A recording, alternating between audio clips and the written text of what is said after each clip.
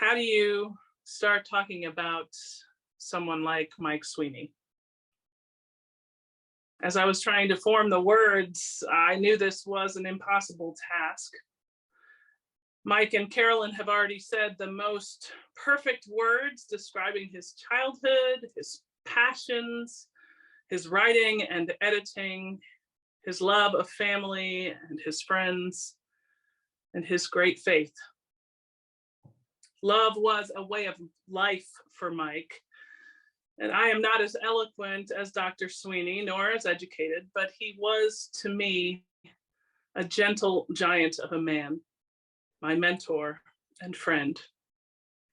Loyal, kind, as compassionate as he was passionate, smart but not stodgy or formal.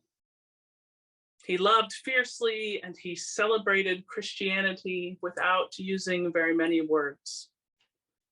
He was an amazing disciple, a devoted husband and father, and one of my very favorite people.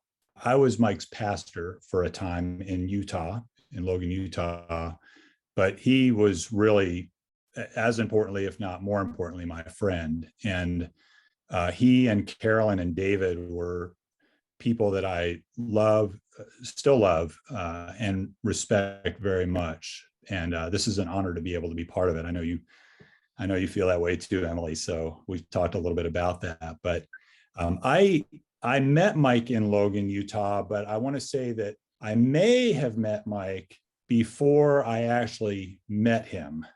And I'm not talking about reincarnation or anything like that. But when I was 18 years old, I moved from El Paso, Texas to Fort Worth, Texas. And I was a young student at Texas Christian University, TCU, and I was a religion major. And during that time, Mike and Carolyn had already been living in Fort Worth. Mike was working for the Fort Worth Star-Telegram, or as we like to call it, the Startlegram. And he and Carolyn lived on very close to the TCU campus. And one day they were out taking a walk. They were actually with David and his stroller. He was very young at that time. And Mike remembered this, and he told this to me. He remembered right outside the religion department, which is on the kind of the perimeter of the campus, he met and talked briefly with a young student who had dark hair, was tall, had dark hair, glasses, and was a religion major, talking about maybe going to seminary after studies at TCU. And he wondered, once we actually did meet in Utah, if that may have been me. And I don't remember the encounter. That doesn't surprise me. My memory's not very good, but as those of you who know Mike know, he has an incredible memory. And even if it wasn't me, I mean, just the fact that he remembered that 5-minute or so encounter is just amazing to me. But in any case, he and I guess you could say, officially met in Logan, Utah. And it was at his home. I was the youth and children's director at the time when I met him. And Carolyn and David had started to get involved in the church. And Carolyn really wanted to have the middle school youth over to their house for an event. And she organized it and everything. And I got there a little bit early. And I remember my first encounter with Mike, or unless it was at Fort Worth, but so it might've been the second, but anyway, my first encounter in Utah, certainly, he was sitting down, he was playing chess with David. And I don't know if they were in the middle of the game or toward the end of it, but they were busy, they were focused on the chessboard.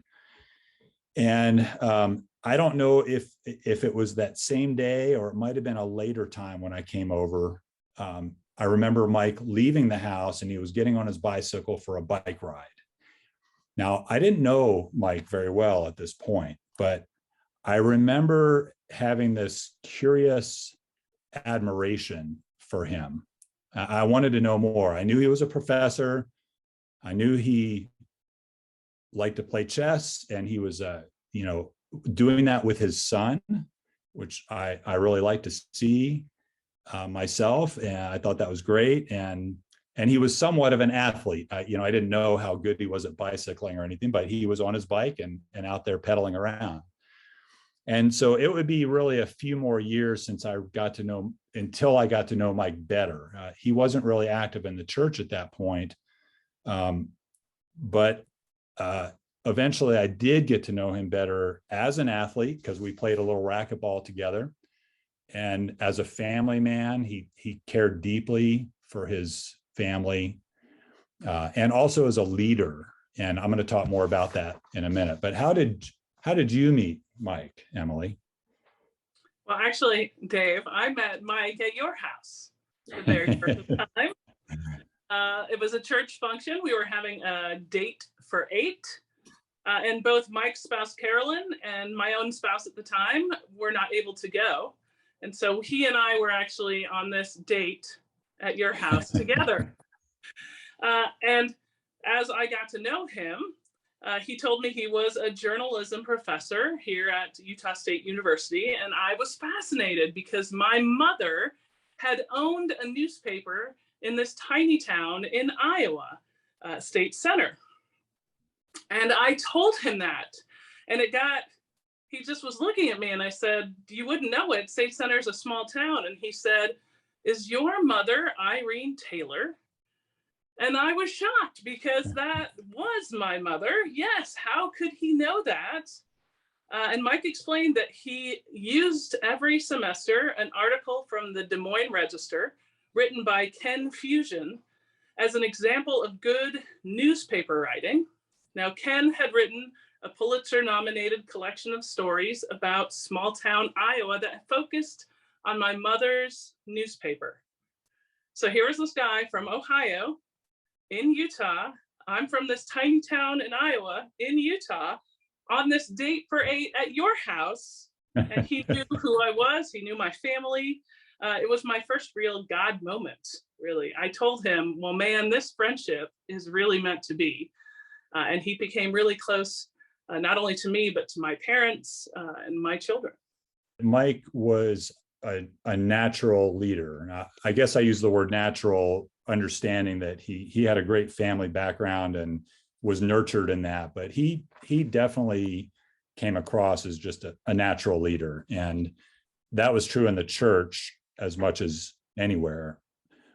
And really, once Mike started to get involved in First Presbyterian Church in Logan, it's like he couldn't help but get more involved. I mean, that was just his inclination. So it took him a while to get there, but once he got there, he started moving out pretty quick.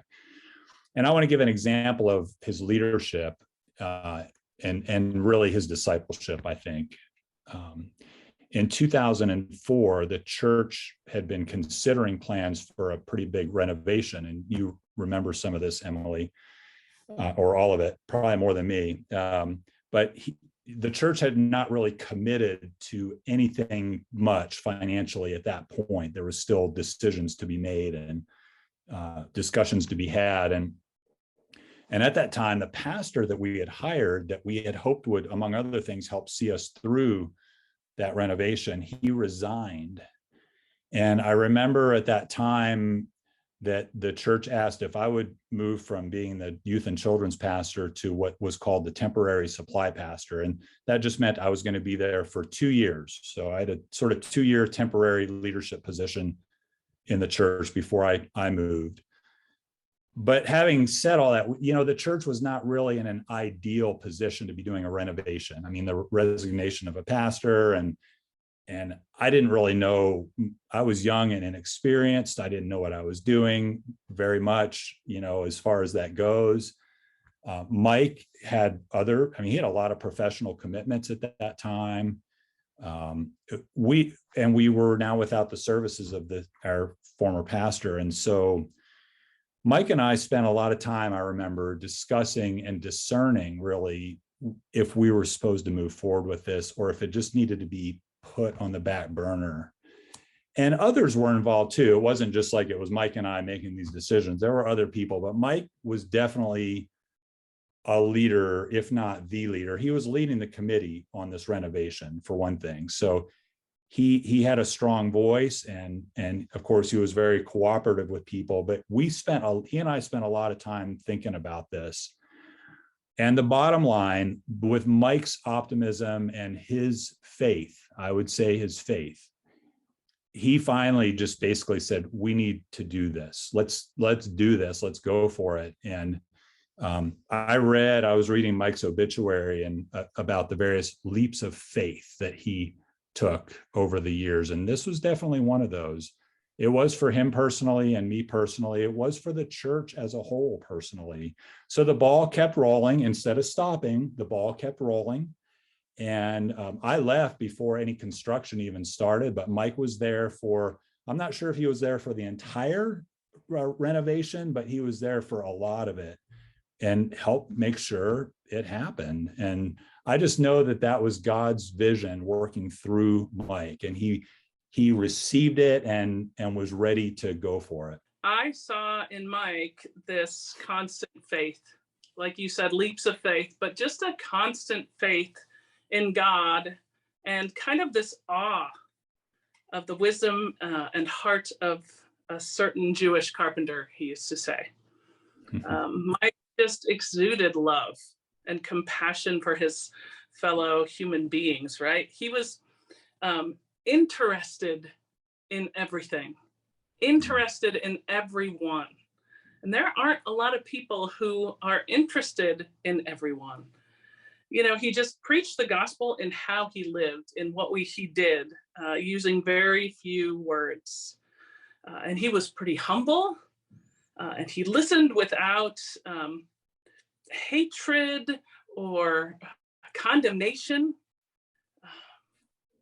If the greatest of these is love, then Mike showed this in the way that he lived his life, the way he loved his family, his son David, his wife Carolyn, the way he loved his friends. Even until the very end, he was texting and talking to my son and my husband and my father, just checking in on them, loving them as he was dying. What love that is. And he was like that with almost everyone he met. Told me once that he didn't like everyone, but he did try to love everyone. So 3 adjectives that describe him for me. I always do this with my theater students. 3 adjectives that describe Mike: loving, fearless, and open. Mike was a heck of a lot of fun, but I that's not what I chose for my 3 adjectives, but I had to say that. I put down engaging, committed, and faithful. I thought those, for me, kind of put things together. There's so much more, but those were 3 that stood out. Amen. Amen. Yeah. Well, in the psalm today, the writer is afraid and in danger and trouble, yet he has full faith and knowledge that the Lord will help him, that the Lord will save him. So did Mike. He showed us how to die well. He wrote recently, "As I face death, I am not afraid of what awaits me. That is my faith. I am afraid of pain, but my hospice nurse and my new prescriptions have worked wonders. Yes, I am grateful, I am blessed, and I am happy. May God bless you as he has blessed me." May we all try to live as humbly and faithfully and full of life and passion, and as lovingly as Mike Sweeney and his favorite Jewish carpenter. Amen. Amen.